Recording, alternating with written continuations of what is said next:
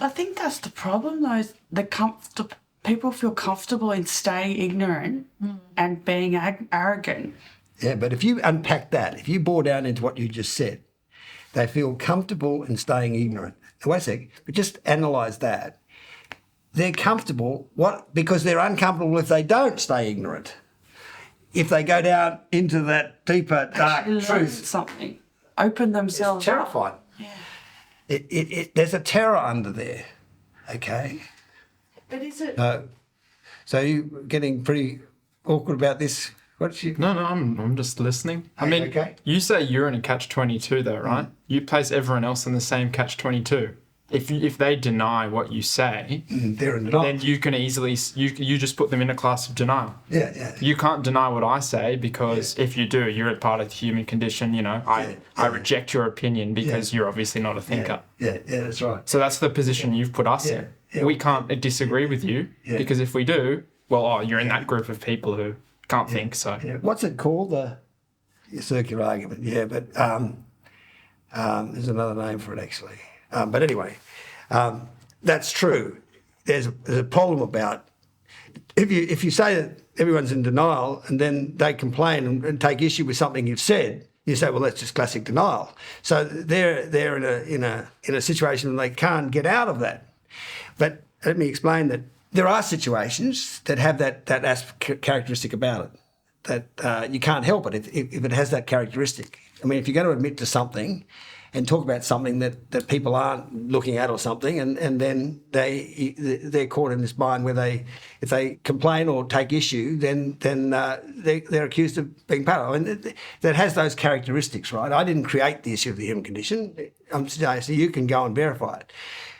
The way to see if what I'm saying is true or not, being very aware, as everyone should be, of what you're pointing out, that is why I accompany every step along the way with great quotes from great literature or whatever, so that you've got this is just not me saying this is some evidence for this.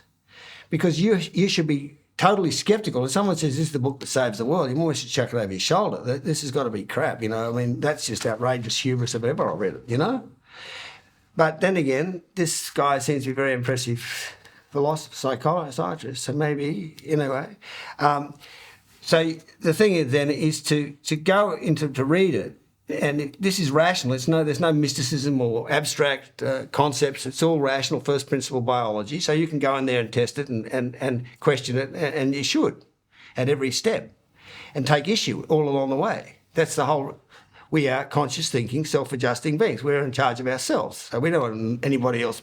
This is the end of faith and belief and the beginning of knowing. We don't want brain anesthetic. We want brain food. We want answers. So if someone brings some answers, we're rational. We can go and look at them. So you're on safe ground. You can throw it over your shoulder. You should rigorously check every idea along the way. And you should take ideas on notice, say, well, okay, that might have some possibility, but I'll keep thinking about it and see if it doesn't.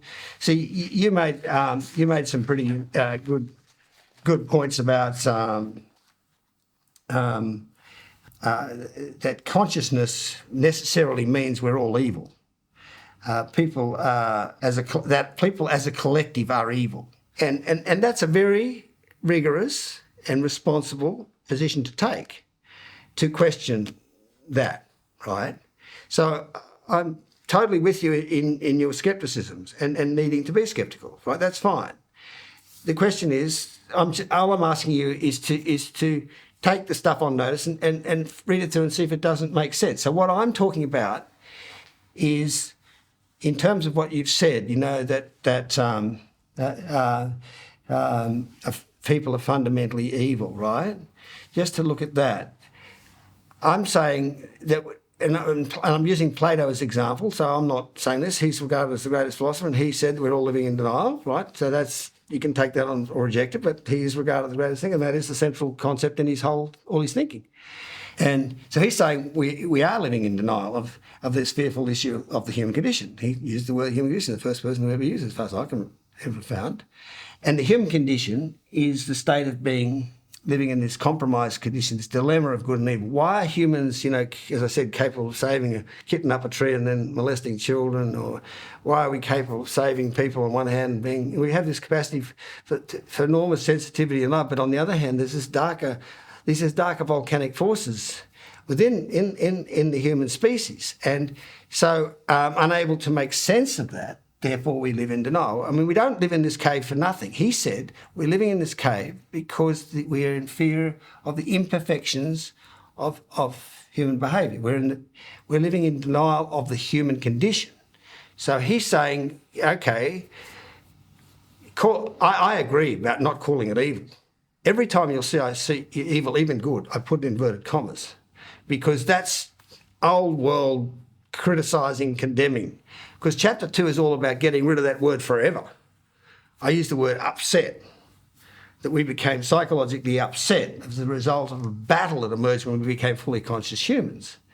So that this is a dignifying, redeeming, ameliorating, loving, compassionate understanding of the dark side of ourselves. So as the Rolling Stones song said, we needed sympathy for the devil, or William Blake's, marriage of heaven and hell. That's been the objective, to reconcile the two factions that exist in human life, of the dark side and light side, of the young and old, men and women, innocence and upset, country, city, mechanism and holism, science and religion.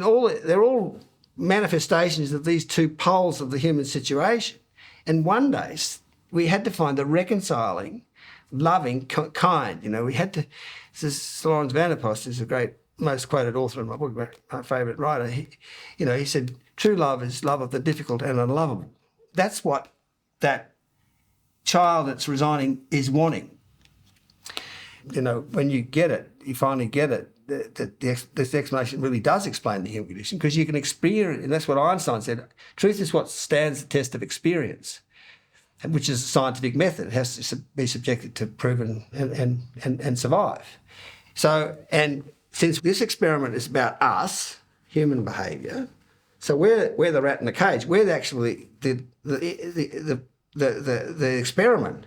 So if someone gives us explanation of us, we're in a good position to see if it's true or not, because it should start to make the world transparent. It should help us make sense of ourselves and everything around us.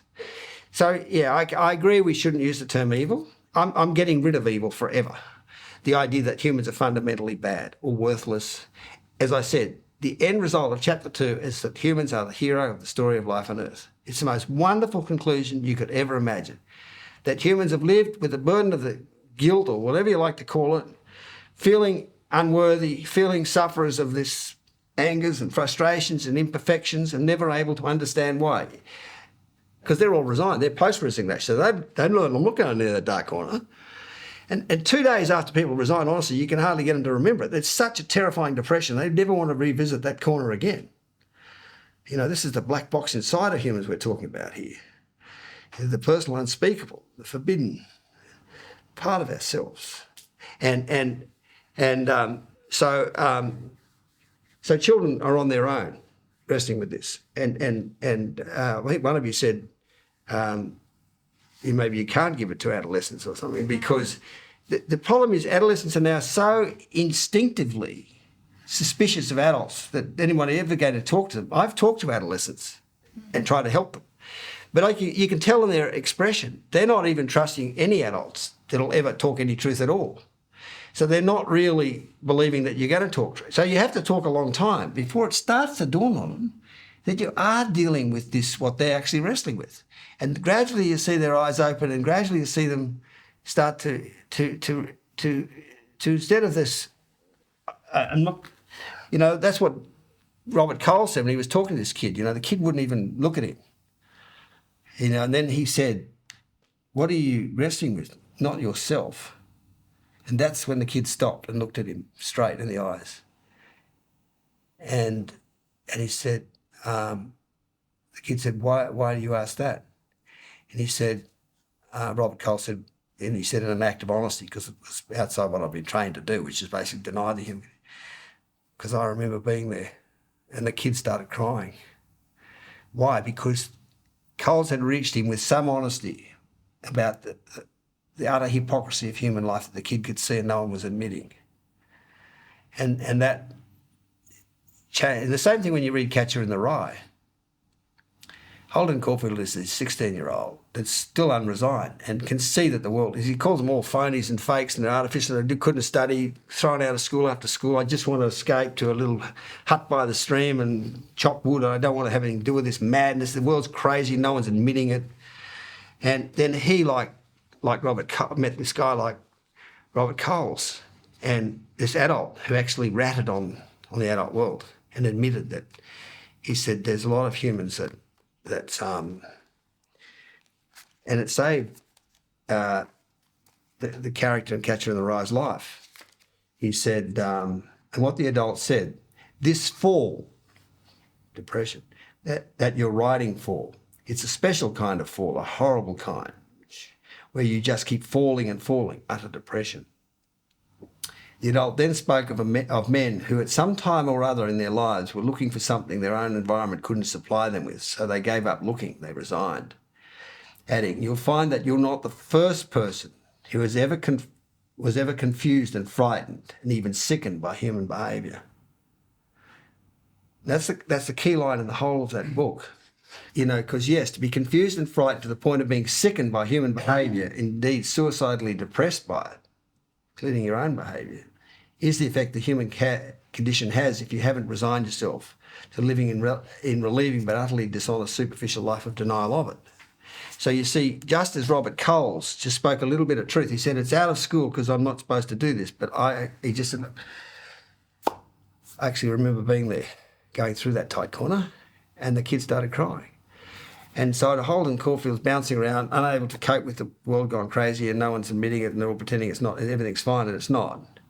And suddenly this adult, in an absolute moment of desperation, he talks to this adult and this adult rats on what they're doing. He says, you're not the first to confused and frightened, even sickened by human behaviour.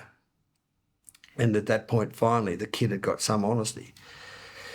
He's trying to make sense of human life. And so he's reading everything, and everything's written from inside the cave. So it's artificial and superficial, it's living on the meniscus, it's not down inside, it's just dishonest. And because he's unresigned, he can see through that dishonesty, and he can very quickly suss it out.